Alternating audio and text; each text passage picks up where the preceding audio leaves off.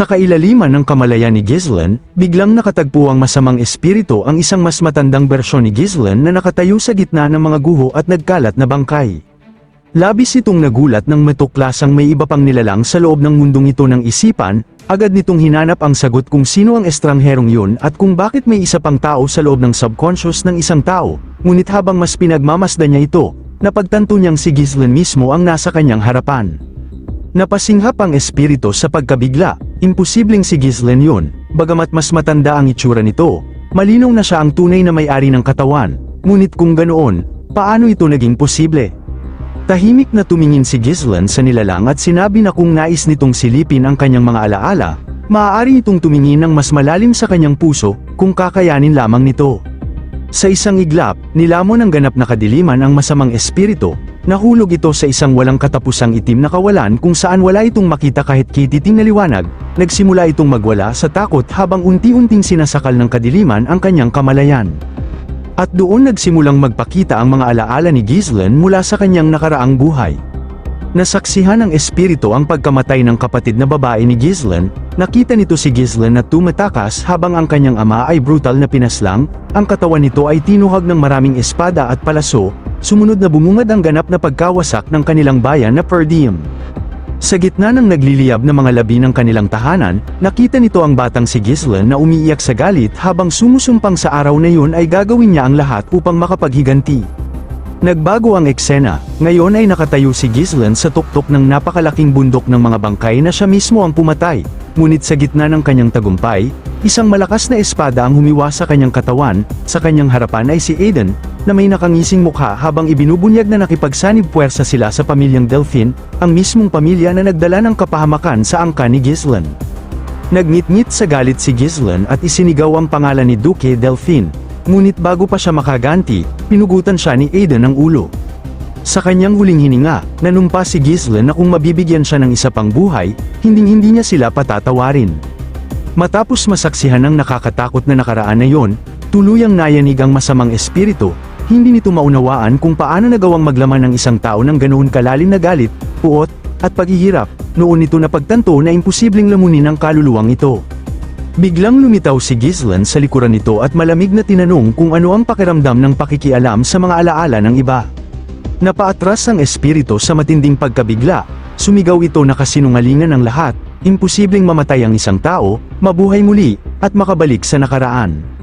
Ngunit walang emosyon na sumagot si Ghislaine, hindi mahalaga kung may saysay man o wala ang nangyari, ang mahalaga lamang ay buhay siya. Habang nakatitig ng malalim sa kanyang mga mata, napaisip ang espiritu kung paano nakakayanan ng isang ordinaryong tao ang ganoong kabigat na pasanin, dahil sa matinding takot, nagmakaawa itong palabasan siya roon. Sa isang kisap mata, dinala ito sa ibang lugar, hindi na ito nababalot ng kadiliman, sa halip, isang maliwanag at payapang tanawin ang bumungad sa kanya. Nalilito, tinanong nito kung anong klaseng lugar iyon. Ipinaliwanag ni Ghislaine na yun ang bagay na dapat niyang protektahan anuman ang mangyari, isang bagay na hindi na niya kailanman hahayaang mawala muli. Habang sinasabi yun, isa-isang lumitaw sa kanyang isipan ang mga taong pinakamahalaga sa kanya, ang kanyang ama, ang kanyang kapatid na babae, sina Claude, Vanessa, Jillian, Alfoy, Belinda, at Care. Matapos ang ilang sandali ng katahimikan, tuluyan ang naunawaan ng masamang espiritu ang sagot. Mahinang bamulong ito na yun ang dahilan kung bakit kayang pasanin ni Ghislaine ang bigat ng buong mundo. Ito ay dahil sa kanyang pananagutan at pagmamahal sa mga taong nais niyang protektahan. Nagbalik ang eksena sa totoong mundo, nakahandusay si Ghislaine sa lupa habang nababalot ng nakakatakot na itim na aura ng masamang espiritu, yakap ni Belinda ang kanyang ulo at walang tigil na nag-aalala para sa kanya. Makalipas ang ilang sandali, biglang namulat si Ghislaine. Napuno ng pagkamangha si Belinda nang makita niyang unti-unting lumulutang sa hangin ang binata habang nananatiling nakabalot sa madilim at mapanganib na enerhiya, kumidlat ang mga kuryenteng tila sumasabog sa paligid niya habang pilit niyang inaagaw muli ang ganap na kontrol sa kanyang katawan. Habang nakalutang sa ere, dahan-daang naglaho ang maitim na aura. Nang muling imulat ni Ghislaine ang kanyang mga mata, bumalik na ang mga ito sa normal, hudyat yon naganap na niyang nabawi ang kontrol sa sarili. Ilang beses niyang ikinuyom at ibinuka ang kanyang kamao upang tiyaking maayos na ang lahat, pagkatapos ay sumili ang bahagyang ngiti sa kanyang labi habang pabulong na sinasabing perpekto ang lahat. Mula sa kanyang likuran, agad siyang tinawag ni Belinda, punong-puno ng pag-aalala ang kanyang tinig habang tinatanong kung ayos lamang ang batang Panginoon. Lumingon si Ghislaine at humingi ng paumanhin sa pag-aalala na kanyang naidulot, pagkatapos ay sinabi niyang oras na upang bumalik sila. Masayang tumango si Belinda bilang tugon, habang naglalakad, naisip ni Ghislaine ang kapangyarihang nakuha niya mula sa itim na espiritu, sa kakayahan nitong pasukin ang kamalayan ng iba, magagawa na niyang sirain ang mga ilusyon ni Elwaz. Sa kanyang nakaraang buhay, ang kapangyarihang ito ay pag-aari ng pinakadakilang eskrimador ng kaharian, si Kian Balzac. Ngayon na siya na ang nagmana nito, pakiramdam niya ay isang hakbang na lamang ang pagitan nila. Sa wakas, bulong niya sa sarili, maaari na kitang harapin. Samantala, lumipat ang tagpo sa sangay ng Fenris ng Red Flame Magic Tower, partikular sa pasilidad na nagpoproseso ng mga runestone. Sa loob ng refinery, abalang-abala ang mga salamangkero sa pagtatrabaho, dalawa sa kanila ang hindi na napigil ang magreklamo, halos maiyak na sila sa sobrang pagod habang sinasabing mamamatay sila sa ganitong trabaho. Nagtataka rin sila kung paano nagagawang tratuhin ng mga baliw na namamahala ang mga salamangkero na parang mga alipin, kahit ilang sandali lamang ng pahinga ay desperado na nilang hinihiling. Samantala, walang awang pinagsabihan ni Alfoy ang mga salamangkero, mahigpit niyang ipinagbawal ang anumang pag-uusap at inutusan ng mga ito na magtrabaho ng maayos, bilang babala, pinakawalan pa niya ang isang bugso ng mahika na tumama sa kanila, malamig niyang sinabi na kung hindi nila maaabot ang itinakdang kota para sa araw na yun, dapat na silang maghanda dahil personal silang pauubusan ng mana ni Research Director Vanessa. Sakto namang dumating si Vanessa at nagtanong kung ano na naman ang nangyayari, nang mapansin siya ni Alfoy, agad nitong ipinaliwanag na abala lamang siya sa pamamahala sa mga baguhang salamangkero, reklamo niya, puro mayayabang at reklamador ang mga ito at ayaw makinig sa kahit sino, kung hindi raw siya ang magdidisiplina sa mga iyon, sino pa? Sa paligid nila, makikitang abala ang mga manggagawang salamangkero sa pagdurog ng mga runestone at paglalagay ng mga piraso nito sa mga sako para sa transportasyon. Dahil sa kanyang ipinagmamalaking pamamalakad, buong yabang na sinabi ni Alfoy na maruming trabaho man yun, kailangan pa ring may gumawa, at para sa kanya, wala nang mas angkop pa kaysa sa isang napaliwanagang salamangkero tulad niya. Tanging isang malamig na tango lamang ang isinagot ni Vanessa. Pagkatapos ay sinabi niyang napakagandang timing ng kanyang pagdating dahil kailangan niyang umalis ng ilang panahon. Nagulat si Alfoy at agad na nagtanong kung saan siya pupunta.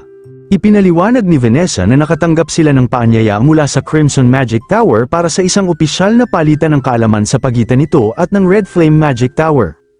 Halos mapasigaw si Alfoy sa pagkabigla. Sa mundo ng mga salamangkero, ang isang Magic Tower Exchange ay isa sa mga pinakaprestigiyoso at mararangyang pagtitipon. Dito nagsasama-sama ang mga salamangkero upang magbahagi ng kaalaman, makipagtalo sa mga teorya, at subukan ang kani-kanilang kakayahan, ngunit higit sa lahat, ang pinakaabangang bahagi ng kaganapan ay ang tunggalian ng mga disipulo mula sa magkaibang tore. Kapag masyadong umiinit ang laban, may mga pagkakataong may nasasawi pa. Dahil dito, hindi maintindihan ni Alfoy kung bakit biglang nagmungkahi ng ganitong pagtitipon ang Crimson Tower. Karaniwan kasing hindi nagsasagawa ng ganitong palitan ang mga tore na may hindi magandang relasyon sa isa't isa. Ipinaliwanag ni Vanessa na personal siyang nakatanggap ng imbitasyon mula kay Tower Master Hubert. Ayon sa tradisyon, hindi sumasali sa mga laban ng mga Tower Master at mga nakatatandang salamangkero. Lalo pang nagulat si Alfoy nang marinig na mismong ang kanilang master ang nagpatawag kay Vanessa. Sa sobrang tampo, tumalikod siya at idineklara na wala siyang balak sumama. Reklamo niya, siya ang opisyal na tagapagmana ng Red Flame Magic Tower ngunit pinagtatrabaho ng husto sa malayong lugar, at ni isang sulat ay hindi man lamang ipinadala sa kanya ng kanyang master. Kung ganoon daw ang pagtrato sa kanya, bakit pa siya tutulong? Dramatiko pa niyang ipinahayag na mas gugustuhin pa niyang mailibing sa Fenris kaysa bumalik. Walang emosyon na sinagot siya ni Vanessa, hindi na raw niya kailangang mag-alala tungkol doon dahil hindi naman talaga kasama ang pangalan niya sa listahan ng mga inimbitahan. Kaya kung gusto niyang manatili sa Fenris, walang problema. Agad na lumipat ang tagpo sa mismong Red Flame Magic Tower. Nag-aalala ang ilang nakatatandang salamangkero kung tama bang hindi inimbitahan si Alfoy, kahit gaano pa raw ito kawalang silbi, siya pa rin ang opisyal na tagapagmana ng tore. Ngunit mabilis silang pinatahimik ni Hubert, ayon sa kanya, hanggang third circle pa rin si Alfoy. Ano raw ba ang posibleng natutunan nito sa mahabang panahon nito sa labas?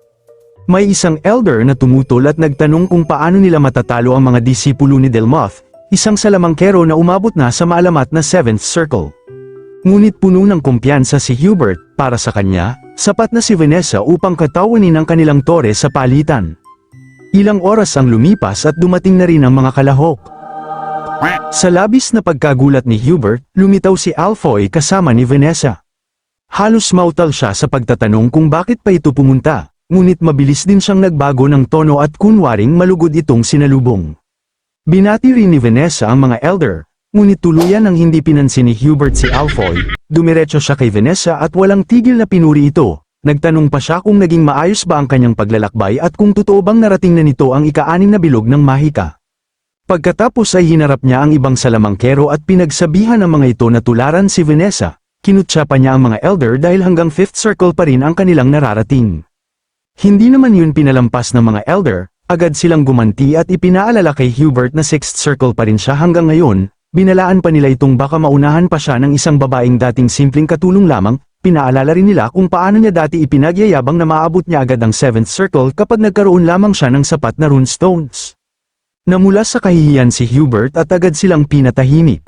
Palihim naman niyang inisip kung ano ba talaga ang ginawa ng lalaking yun mula sa Fenris kay Vanessa. Naalala niyang dati ay halos hindi niya maramdaman ang mana nito, ngunit ngayon ay isa na itong 6th circle mage. Habang pinapaikot ang kanyang bigite, kinumbinsi niya ang sarili na kahit gaano pa kahanga-hanga ang mga tao ng Ascension Tower, nasa kanya pa rin ang mga runestone. Dahil dito, wala siyang dahilan para sundin ang gusto ni Delmoth. May mapanuksong ngiti sa kanyang labi habang iniisip na sa tulong ng mga runestone, magiging numero 1 ang Red Flame Magic Tower sa buong kaharian. Makalipas ang ilang sandali, dumating si Delmoth kasama ang kanyang mga disipulo. Agad na naramdaman ng lahat ang nakakatakot na presensya nito. Kung ikukumpara sa kanilang grupo, mistulang pulubi at mga baguhan ang mga miyembro ng Red Flame Magic Tower. Nanlaki ang mga mata ng mga elder nang makita nilang humigit kumulang 50 disipulo ang kasama ni Delmoth. Dahil dito, nagsimulang mag-alala si Hubert. Hindi niya maiwasang isipin kung naparito ba ang mga ito para sa isang palitan ng kaalaman o para magdeklara ng digmaan. Nagharap ngayon ang dalawang Tower Master habang nakahanay ang kani-kanilang mga disipulo sa likuran nila. Binati ni Delmoth si Hubert at sinabing matagal na silang hindi nagkikita. Tanging ang pangalan lamang ng kanyang karibal ang malamig na isinagot ni Hubert. Bigla namang pinakawala ni Delmoth ang napakalaking bahagi ng kanyang kapangyarihan. Agad na namutla ang lahat, sa takot. Inutusan ni Hubert ang lahat na magtaas ng mga magic barrier habang sumisigaw at hinihingi ang paliwanag ni Delmoth. Ngunit tiningnan lamang siya nito nang may sukdulang pagmamataas. Makalipas ang ilang sandali, binawi ni Delmoth ang kanyang aura at dumaan sa tabi ni Hubert na parabang walang nangyari. Casual lamang niyang sinabi na isa lamang yung simpleng pagbati at paraan upang kumpirmahin ang ilang bagay. Idinagdag pa niyang mukhang wala pa ring ipinagbago si Hubert. Halos sumabog sa galit si Hubert at agad itong tinawag na walang hiya. Sinabi niyang handa na ang lahat at maaari na silang magsimula ng laban anumang oras. Ngunit bago pa makasagot si Delmoth, napansin nito si Vanessa. Bahagyang lumaki ang kanyang mga mata nang makilala ang babaeng umabot sa 6th circle sa napakaikling panahon. Pagkatapos ay napunta ang kanyang tingin kay Alfoy. Kinilala rin niya ang lalaking ito, ang taong sinasabing nagawang talunin ng isang Diyos sa ilalim ng araw.